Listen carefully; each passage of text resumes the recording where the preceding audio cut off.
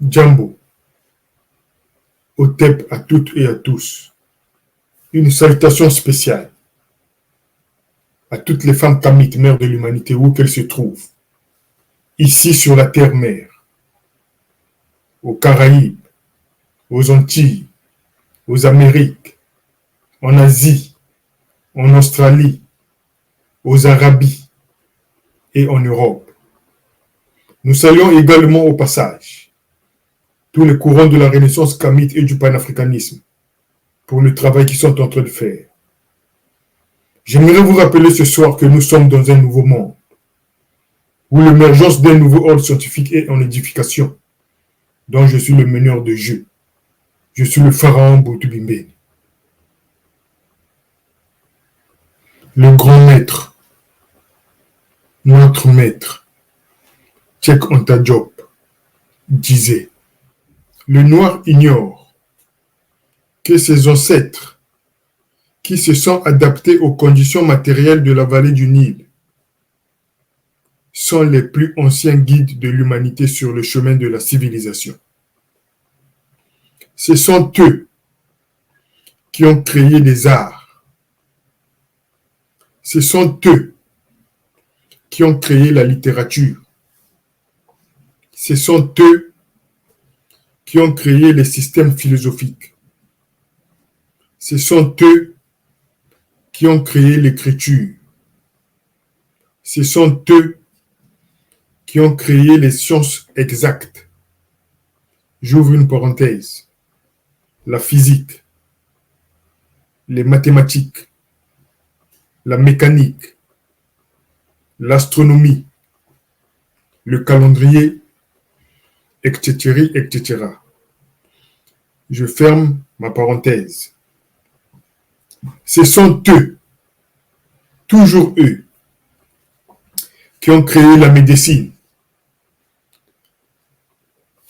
Les ancêtres des Noirs ont créé aussi l'architecture. Ils ont créé aussi l'agriculture. Ils ont créé aussi les systèmes politiques, et etc., etc. À une époque où le reste du monde, comme l'Asie, l'Europe et la Grèce, étaient plongés dans la barbarie totale, disait notre grand maître, Cheikh Anta Diop. Ce soir, nous allons voir un cours inédit. Ce cours porte sur une comparaison préliminaire entre les iconographies de la kamitologie et les iconographies de l'égyptologie. Et pour cette comparaison, nous avons choisi une iconographie. C'est l'iconographie Isis, ce que nous voyons en face de nous. En dépit de toute interprétation que l'égyptologie a élaborée sur l'iconographie Isis,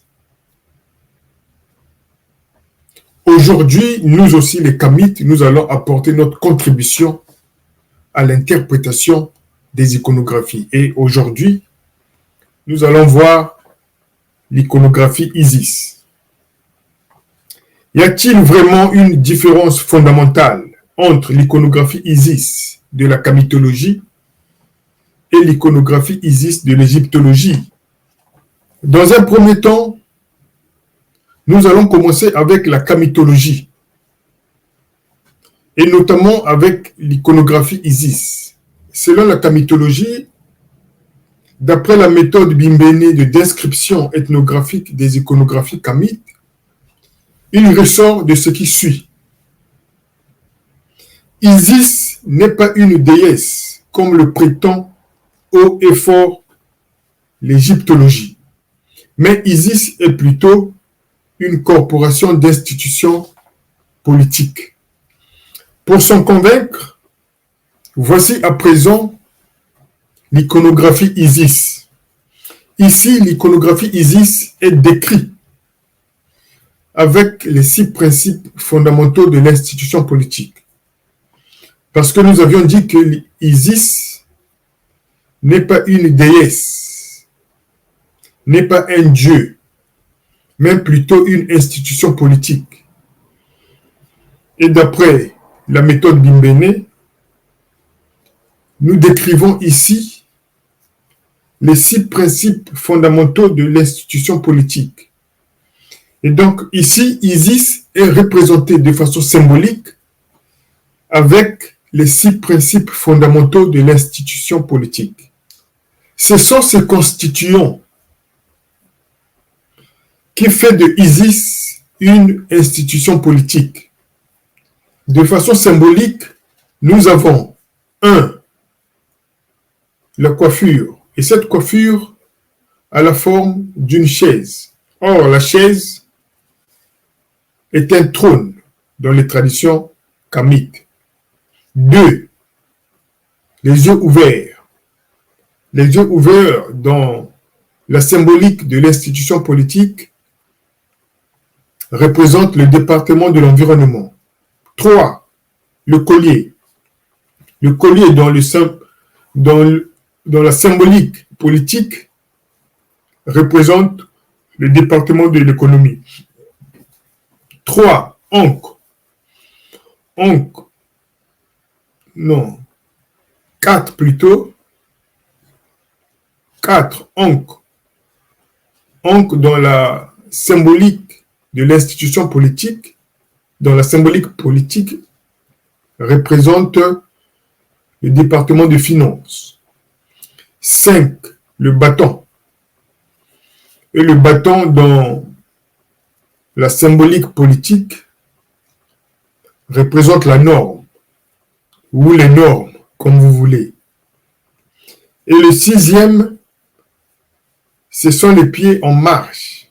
Et dans la symbolique politique, les pieds en marche représentent le département des affaires étrangères, le département des affaires extérieures.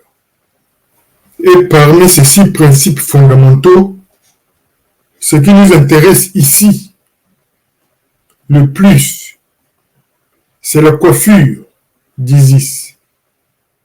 Parce que c'est cette coiffure qui fait de Isis l'objet politique. Et donc, nous devons savoir que dans la culture kamite, le symbolique de l'objet politique est la chaise. Mais avant de continuer mon exposé, permettez-moi de vous poser une question importante. Pourquoi Isis est de profil féminin? Car il y a d'autres iconographies avec le profil masculin. Je répondrai à cette question ultérieurement. Mais vous pourriez me répondre dans les commentaires ou faire des remarques. À l'exception du profil féminin de Isis, ce qui est remarquable dans cette iconographie, comme dans tant d'autres iconographies, c'est sa coiffure. Sa coiffure est une chaise. Voilà une chaise sur la tête de Isis. Maintenant, examinons le terme chaise dans une approche ethnographique pour avoir une idée claire de ce que Isis signifie rationnellement. Nous vous présentons ici quelques termes en Kikongo qui ont un lien avec la chaise. La chaise en Kikongo se dit kiti. Et donc en français, kiti c'est la chaise. Et kiti est en même temps aussi le trône. Kiti a 2 morphèmes ici. Le morphème ki et le morphème ti. Et du morphème ti dérivent 2 mots. Il y a le Ntwazi. Ntwazi veut dire le président en français. Et il y a aussi le Ntotela. Le Ntotela veut dire le chef suprême ou l'empereur. De Kiti dérive Kintimu. Kintimu veut dire le royaume. Et donc, tous ces mots qui partent de la chaise se rapportent à la royauté, se rapportent au pouvoir, se rapportent au chef suprême, se rapportent au président, se rapportent au trône, c'est-à-dire à l'institution politique. Et donc, la chaise, dans les traditions kamites en général, se rapporte à l'institution politique, d'après l'interprétation ethnographique en langue kikongo. On va suivre. Voici donc le trône de Toutankhamon dans la période pharaonique akamontique. C'est toujours une chaise. Ce qui est remarquable dans cette chaise de Toutankhamon, c'est l'image qui est gravée sur la chaise. Nous voyons très bien une image ici.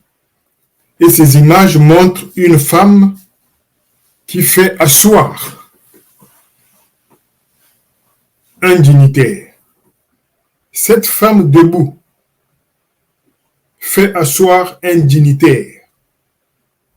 Et donc, comme je posais la question tout à l'heure, pourquoi l'institution politique a le profil féminin?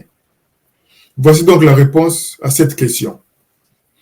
Dans la culture kamite, c'est la femme qui détient le pouvoir politique, tel que les ingénieurs et les docteurs kamites de l'Antiquité ont représenté Isis, avec le profil féminin. Donc ici aussi, sur le siège de Toutankhamon, nous voyons une femme debout qui fait asseoir un dignitaire. Ça veut dire que c'est la femme qui détient le pouvoir. Dans tout Kama, c'est la femme qui détient le pouvoir politique.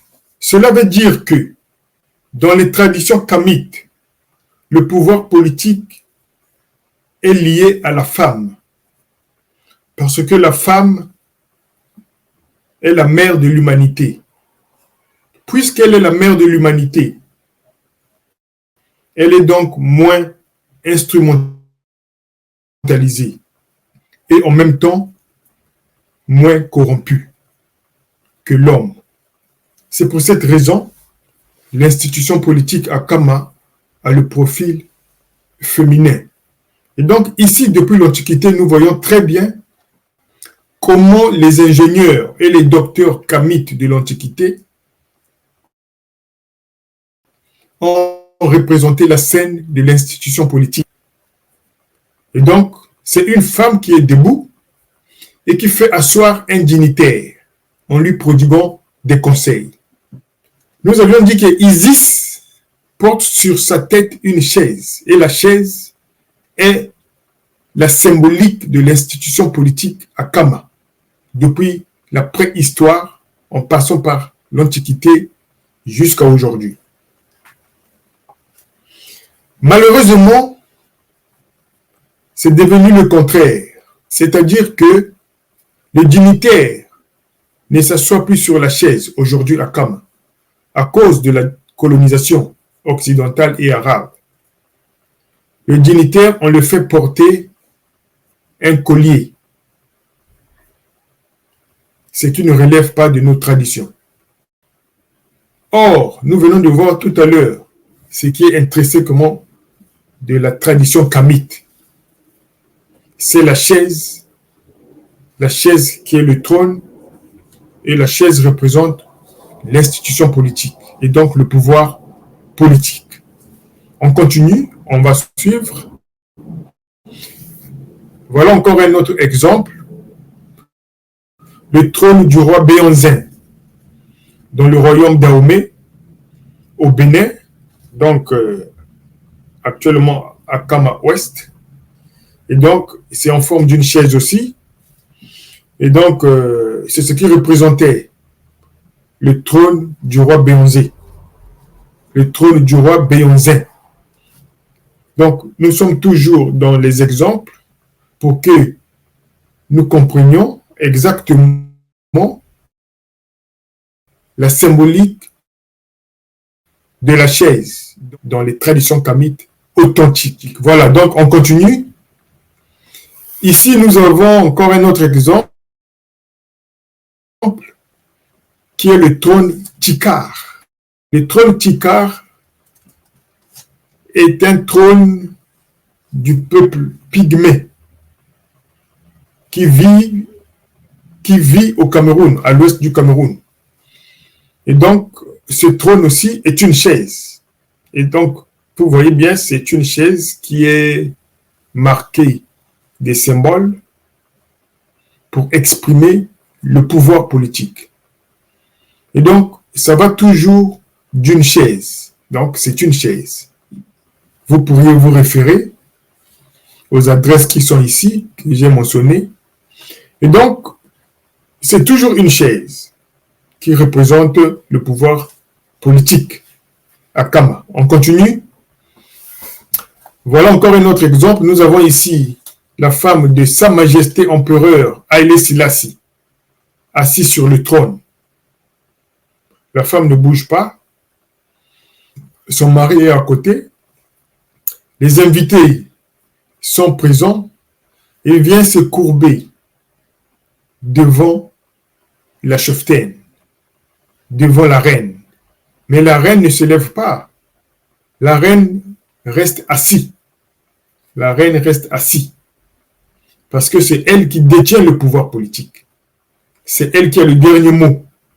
C'est elle qui est assise sur le pouvoir. Les initiés authentiques à Kama savent et comprennent ce que je suis en train de dire. Je ne vais pas tout dévoiler ici, mais au moins, écoutez et comprenez ce que je suis en train de dire. C'est le pharaon Boutou Bimbeni qui est en train de parler ce soir. Alors on continue. Un autre exemple, ici le roi Makoko du Congo-Brazzaville, avant la pénétration européenne, donc avant la colonisation, on voit très bien le roi Makoko ici assis sur son trône. Et donc le trône est toujours une chaise. Voilà encore un exemple clair et typique des traditions kamites. Vous voyez très bien que ce sont les mêmes traditions. C'est la même culture. Nation nègre et culture au singulier, disait le grand maître Tchekonta Diop. Et donc, on va s'arrêter là. On ne va plus continuer.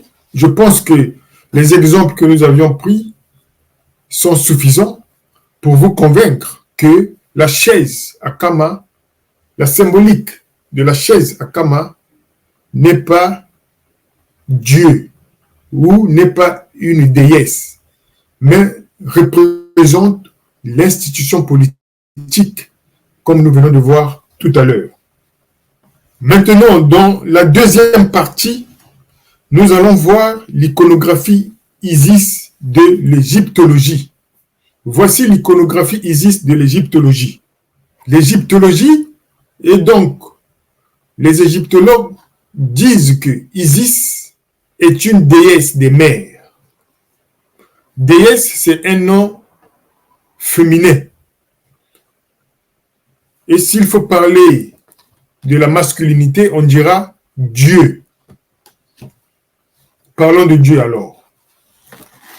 Et donc, les égyptologues disent que Isis est un dieu des mers.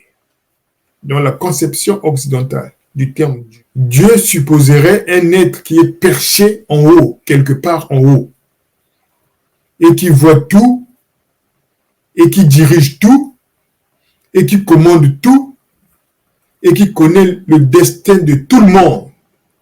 Et donc, avec cet homme qui est Dieu, on peut l'adresser les requêtes, on peut l'adresser des prières, on peut l'adresser des supplications et on peut aussi l'adresser des remerciements avec intention d'obtenir une aide particulière dans le paradigme occidental et arabe, les colons, dans le paradigme des colons.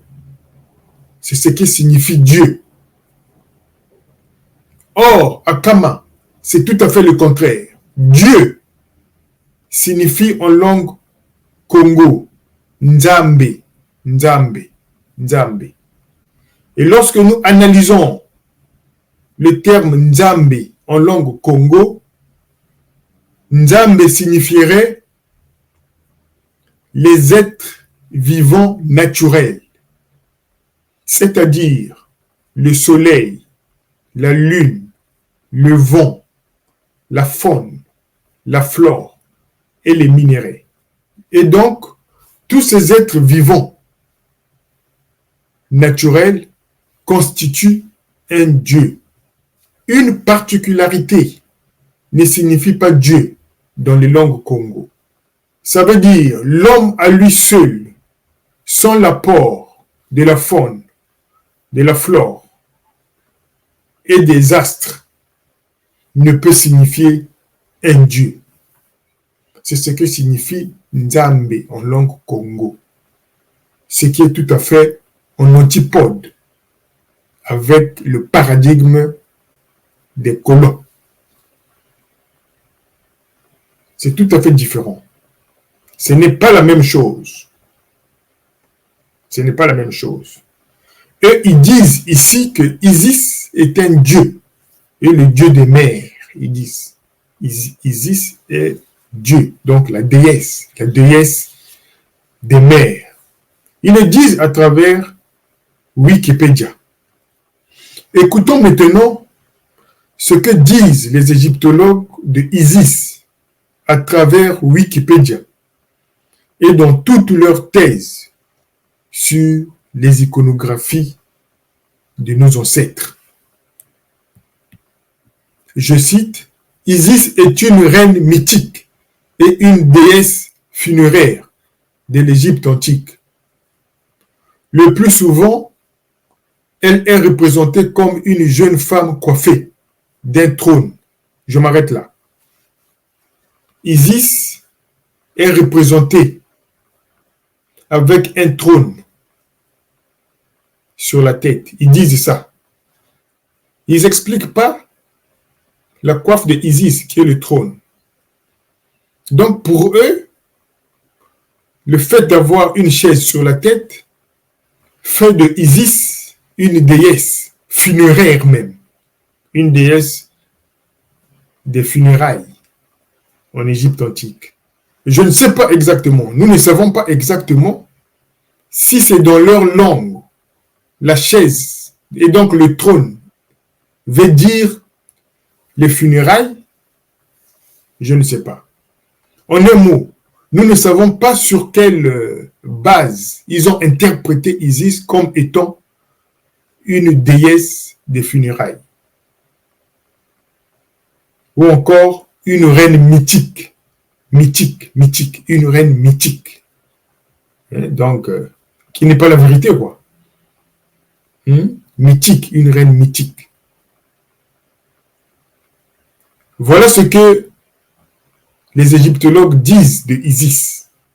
Voilà ce que les égyptologues disent de Isis.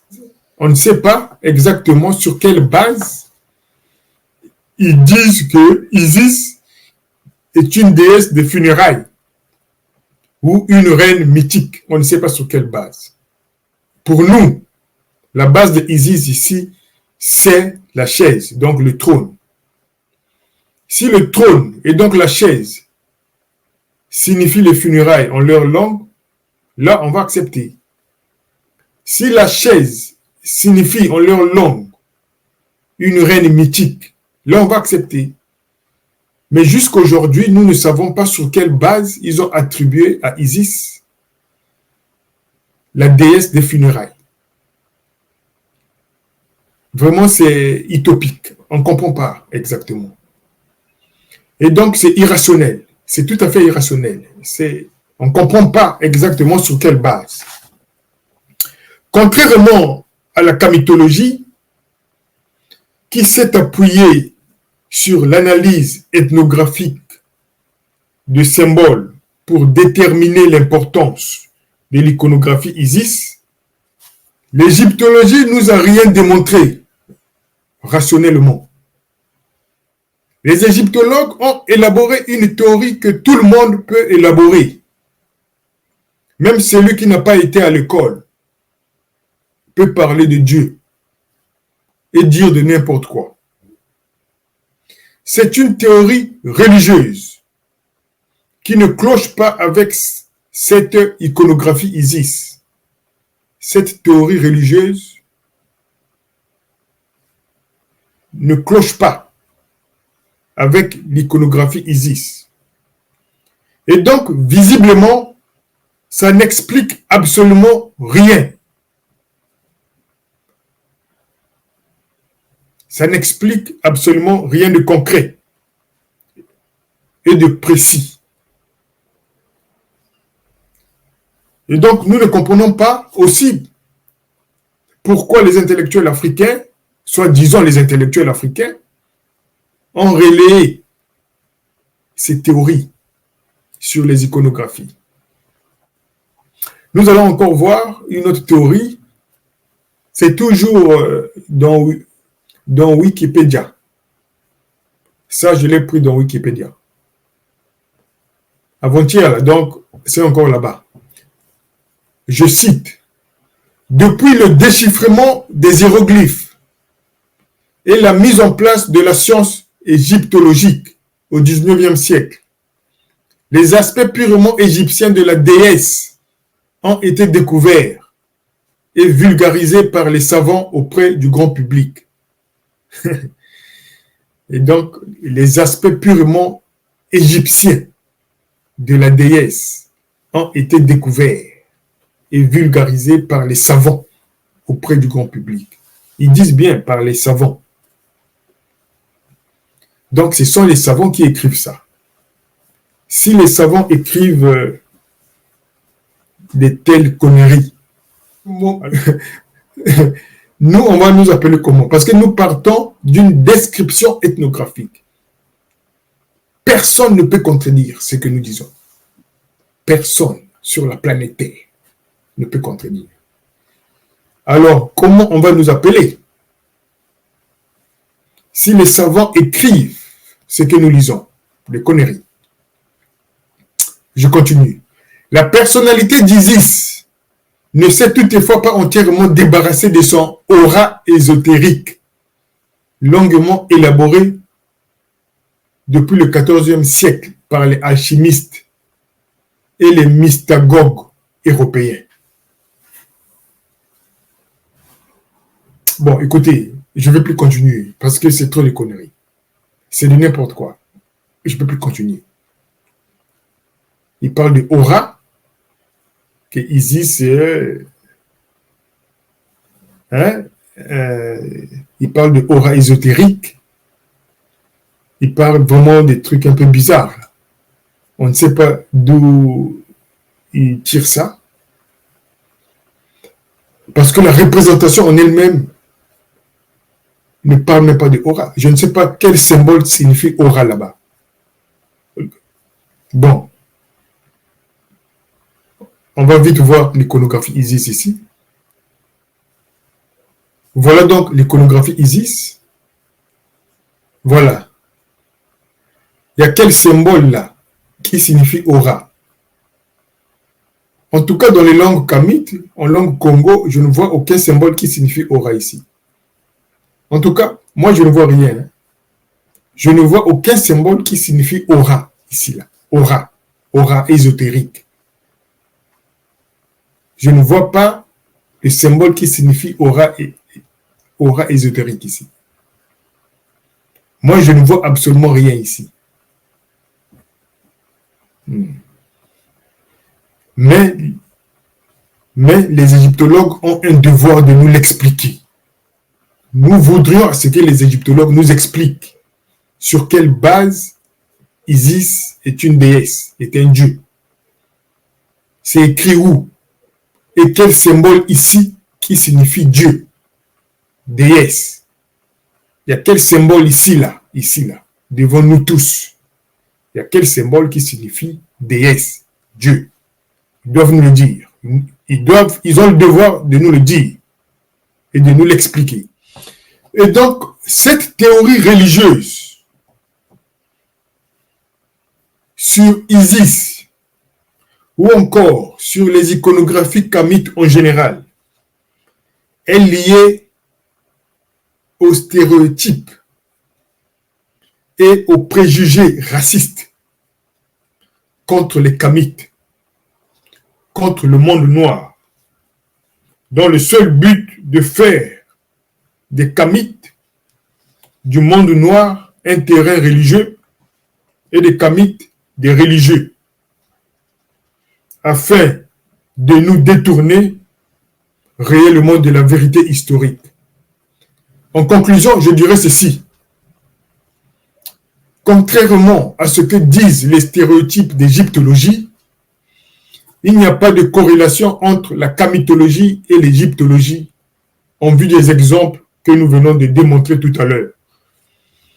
Il est à présent un impératif aux kamites et dans tout kama de mettre en place un programme d'orientation élémentaire qui devrait prendre en charge le fondement des études des symboles ethnographiques, non seulement des iconographies traditionnelles kamites, mais de tous les symboles traditionnels kamites, car c'est là où résident les connaissances scientifiques et les connaissances techniques. C'était l'étude comparée des iconographies kamites, vie, force, santé, OTEP, OTEP, OTEP.